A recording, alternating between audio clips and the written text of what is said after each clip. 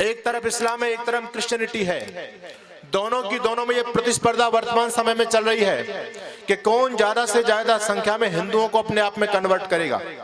हिंदू तो एक ऐसा रॉ मटेरियल बन चुका है कि जितने भी मतपंथ बनते हैं उन मतपंथों की दीक्षा सबसे पहले हिंदू ही लेता है। इसके अंदर कोई दृढ़ता नहीं है, कोई मजबूती नहीं है। जैसे कच्चा माल लेकर के फैक्ट्रियां माल बनाती हैं तो हिंदू सबका माल है। राधा स्वामी वाले में भी यही जाते हैं, धनधन सतगुरु वाले में भी यही जाते हैं, और ब्रह्मा कुमारी वालों में भी यही जाते हैं। क्रिश्चियन भी यही जाकर के बनते हैं, मुसलमान भी यही जाकर के बनते हैं। इनका दुनिया में कोई दीन बचा ही नहीं है। कोई भी आ जाए और किसी ने आकर के अपना पंडाल लगाया, सबसे पहले धर्म परिवर्तन के लिए हिंदू ही पहुंचता है। तो इस हिंदू पर सबसे पहले नजर यदि किसी की है, इस्लाम और क्रिश्चियनिटी, ईसाईयत, इन दोनों ने अपनी गिद्ध दृष्टि पूरी तरह से हिंदुस्तान पर जमा दी है और उनमें प्रतिस्पर्धा चल रही है कि कौन ज्यादा से ज्यादा हिंदुओं को अपने आप में कन्वर्ट करेगा। उनके सामने यदि कोई बाधा बनकर के हिंदुओं को बचाने में कोई रोड़ा बना हुआ है तो वर्तमान समय में आर्य समाज सबसे बड़ा वो उनके रास्ते में रोड़ा है। इसलिए आर्य समाज के बारे में समाज में वो दुष्प्रचार कर रहे हैं। आज इस भोली हिंदू जाति को हमसे दूर करने का काम वो लोग कर रहे हैं। मैं बार बार इस बात को कहता हूँ, षड्यंत्र विधर्मी लोगों के द्वारा किया जा रहा है कि कैसे इस हिंदू जाति को आर्य समाज से अलग किया जाए, क्योंकि विधर्मी इस बात को जानता है कि जब तक आर्य समाज के संपर्क में हिंदू रहेगा तब तक हिंदू का कोई बाल बांका नहीं कर सकता, क्योंकि हम इस पर आक्रमण करते हैं। हिंदू आर्य समाज सबसे पहले आकर के अपनी छाती अड़ा देता है, हमारे सारे आघातों को आर्य समाज सहन कर लेता है। इसलिए आर्य समाज से दूर किया जाए। और ये भोले नादान मेरे भाई जो अपने आप को सनातनी कहते हैं, इनको पता नहीं कि तुम्हारी रक्षा केवल आर्य समाज करने में सक्षम है और तुम उसी आर्य समाज को आज गाली दे रहे हो। मुझे आदरणीय योगी जी की वो लाइन याद आती है। योगी जी कहते हैं कि स्वामी जी यार ये हिंदू समाज तो बिल्कुल अबोध है, अबोध बच्चा है, और आर्य समाज इसकी माँ है। जिस प्रकार से एक अबोध बच्चा अपने माँ का स्तनपान करता है, उस बच्चे को पता नहीं होता कि मेरा जीवन इस माँ के दूध से चल रहा है। वो बच्चा जब माँ का स्तनपान करता है तो माँ के केशों को पकड़ कर खींचता भी है, माँ में मुक्का भी लगा देता है। उस मूर्ख को नहीं पता कि तेरा जीवन इस माँ की वजह से चल रहा है। यदि इस माँ ने तुझको दूर कर दिया तो तेरा जीवन संभव नहीं है। ठीक इसी प्रकार से आर्य समाज पर हिंदू समाज के द्वारा आघात समय समय पर किए जाते हैं। आज भी हमारे बहुत से भोले भाले भाई न जाने क्या क्या हमारे बारे में बोलते हैं, लेकिन फिर भी हम उनको अपने सीने से लगाए हुए हैं। वो कितना ही हमारे ऊपर विष वमन करें, फिर भी हम उनको अपना साथ लेकर के चलेंगे, छोड़ेंगे नहीं। यदि हमने इनको छोड़ दिया तो ईसा और मोहम्मद की भेड़ें इनको तैयार बैठी अपने आप में मिलाने के लिए। इसलिए मैं आर्य समाजी लोगों से भी कहना चाहता हूं, अपनी त्वचा को मजबूत रखो। ये लोग आर्य समाज के बारे में कुछ भी कहेंगे, आर्य समाज ऐसे हैं, ये मुसलमानों से भी गए गुजरे हैं, ये क्रिश्चियनों की एक परंपरा है। पता नहीं क्या क्या इल्जाम हमारे महर्षि दयानंद पर लोगों ने नहीं लगाया, लेकिन ऋषि दयानंद ने कभी अपने पद को नहीं छोड़ा। मैं आपसे भी यही कहना चाहता हूं, इन लोगों के मार्ग में आज सबसे बड़ी रोड़ा कोई बाधा बना हुआ है तो आर्य समाज बना हुआ है। इसलिए आर्य समाज से दूर करने का हिंदू समाज का कार्यक्रम चल रहा है, विदेशी विधर्मी लोगों का। इस चाल से आपको सावधान होने की आवश्यकता है। एक बहुत बड़ी शक्ति आपके देश में आज काम करी, जिसको आप कहते हैं इस्लाम, और आपको जानकारी होनी चाहिए, उन्होंने आपके देश में अपने बड़े बड़े सेंटर स्थापित कर दिए हैं। एशिया का सबसे बड़ा उनका सेंटर, जिसको आप बोलते हैं मदरसा, उनके जहां से धर्म संस्कृति के प्रचारक तैयार होते हैं, जहां से उनका मजहब की शिक्षा दुनिया में प्रसारित की जाती है, उनके ऐसे बड़े बड़े सेंटर आपके देश में खुल गए हैं। एशिया का सबसे बड़ा मदरसा आपके उत्तर प्रदेश के सहारनपुर जिले के देवबंद कस्बे में चलता है। एशिया का मदरसा कहीं ईरान अफगानिस्तान में कहीं होता, किसी मुस्लिम देश में होता तो कुछ बात समझ में आती थी, लेकिन वो आज आपके देश में बन चुका है। और ऐसा केवल एक मदरसा नहीं, इस देश में लगभग 4 लाख मदरसे काम कर रहे हैं। एक मदरसे जो एशिया का सबसे बड़ा मदरसा, आपको जानकारी होनी चाहिए, उस मदरसे में लगभग 6500 विद्यार्थी शिक्षा प्राप्त करते हैं, 6500। और साल में एक मदरसे से उनका एक भी प्रचारक निकलता है तो आप समझिए उनके धर्म के कितने प्रचारक साल में तैयार हो जाते हैं। लाखों प्रचारक साल में उनके तैयार होते हैं। एक उनका संगठन है जिस संगठन का टारगेट है कि लगभग 12.5 लाख प्रचारक वो तैयार करता हर साल, और संगठन का नाम है जमीयत उलेमाए हिंद, जिसका मौलाना मदनी, जो बार बार इस देश में विश्व भ्रमण करता रहता है, जिसका ये संचालक है मौलाना मदनी, ये सरेआम इस बात को बोलता है, इस देश में दंगा भड़काने का काम करता है। इसके संगठन का नाम है जमीयत उलेमाए हिंद। इसके संगठन का टारगेट है 2029 तक भारत के 100 जिलों में 1 करोड़ मुसलमान नौजवानों की फौज ट्रेंड करके खड़ी करेंगे। 1 करोड़ नौजवानों की ट्रेंड का पूरा उनका कैंपेन चल रहा है। उनके प्रशिक्षण केंद्र इस देश के अंदर खुल चुके हैं। मैं आपको बताना चाहता हूं, जगह जगह उनके प्रशिक्षण केंद्र खुल गए और उनका मकसद क्या है वो इस बात को बहुत अच्छी तरह से जानते हैं कि आने वाले समय में इस देश में गजवाए हिंद होगा। इस देश में जरूर बहुत पक्की मैं आपको जानकारी दे रहा हूं, इस देश में भयंकर गृह युद्ध होगा। उन लोग अपने गृह युद्ध की तैयारियां कर रहे हैं। उनका बच्चा एक्सपर्ट है तलवार चलाने में, चाकूबाजी करने में, छुरी चलाने में, चैन चलाने में, बम बनाने में। अरे उनके लड़कों की बात छोड़ो, उनकी लड़की भी पीछे कम नहीं रहती। जब भी दंगे होते हैं तो सबसे पहले पथराव उनकी छतों से होता है, उनकी महिलाएं करती हैं। उनका बच्चा इस काम में लगा हुआ है। पूरी तैयारी वो लोग कर रहे हैं कि आने वाले समय में जब देश में जंगे हालात बनेंगे तो हमको उन जंगे हालातों पर काबू पाना है। इसलिए हम लोगों को अपनी तैयारी अभी से करके रखनी है।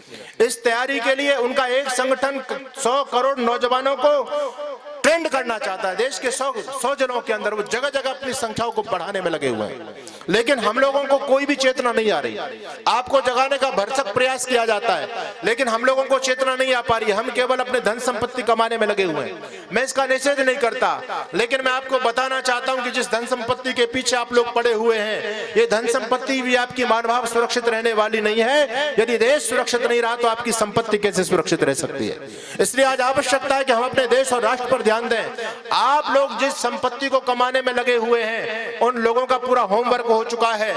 यहां तक हो गया है, देश में बहुत सारे क्षेत्र ऐसे हैं जहां घरों पर निशान लग चुके हैं, और निशान इस बात के लग चुके हैं कि इस घर पर मेरा कब्जा होने वाला है, इस घर पर मेरा कब्जे वाला होने वाला है, इस चौधरी के खेत पर मेरा कब्जा होगा। और उन भेड़ियों की गिद्ध दृष्टि हमारी माँ बहन बेटियों तक पर भी पड़ी हुई है। फिर भी हमारे कान नहीं खुले तो हमसे बड़ा मूर्ख प्राणी धरती पर कौन हो सकता है? मैंने अपनी आंखों से देखा, अपने कानों से सुना है। वो लोग इस बात को बड़े खुले मंच से कहते हैं कुछ समय की बात है, केवल कुछ समय की बात, और कुछ समय के बाद में ये हिंदू पैसा कमाने में लगा हुआ है, कोठियां बनाने में लगा हुआ है। कुछ समय के बाद में इन सब पर कब्जा हमारा ही होने वाला है। आप सोच नहीं रहे बिल्कुल भी। इस देश में भयंकर जनसंख्या का जो है ना अनुपात बिगाड़ा जा रहा है। जनसंख्या भयंकर विस्फोट होने वाला है। आपको पता है एक वर्ग विशेष की जनसंख्या देश में दिन प्रतिदिन बढ़ती चली जा रही है। और मैं तो एक बात कहता हूं, इस हिंदू को मारने के लिए उनको ज्यादा प्रयास अब नहीं करने पड़ेंगे। ये हिंदू तो अपने आप समाप्त होगा। ये हिंदू धरती पर ऐसा स्वार्थी प्राणी है, इसको अपने स्वार्थ के अलावा कुछ भी नहीं दिखाई देता।